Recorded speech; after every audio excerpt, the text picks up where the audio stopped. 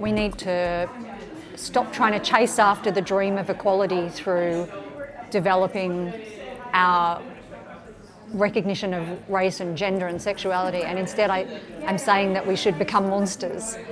and we should queer our desires for recognition through various escape routes, and I use examples like werewolves and vampires and witches and fun stuff like that, but I also used it to try and make people understand the ways in which escape routes are things that minorities already have to deal with every day, hiding in the shadows and getting home safe and things like that. So I was trying to make that something that is a celebration, and I was trying to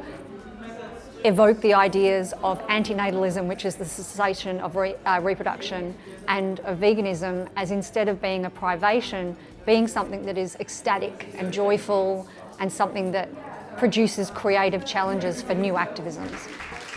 I do think we can get a comforting relationship to death. I think it's important for us to get a comforting relationship to death,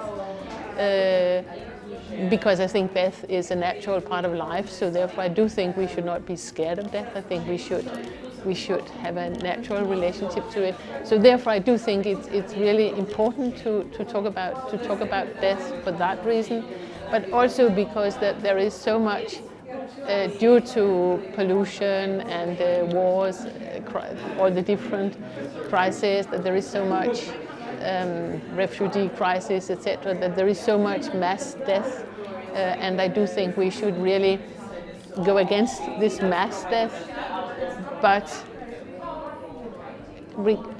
demanding, so to speak, that every critter on Earth, human and non-human, could have a vibrant death, and not this kind of mass death which is happening all over. I see death as a conundrum. On the one hand, I'm dealing with skeletal material nearly every time I go to work. So I deal with the dead remains of animals and humans, their tissue, but I'm also absolutely fascinated with how long they actually last and kind of stretch into the present. As an archaeologist, I can work with material that are several thousand years old, but it still has kind of agency that kind of continues into our times and beyond. Partly as a material for kind of telling stories about the lives of different persons kind of in the past, their death styles, and how their bodies were treated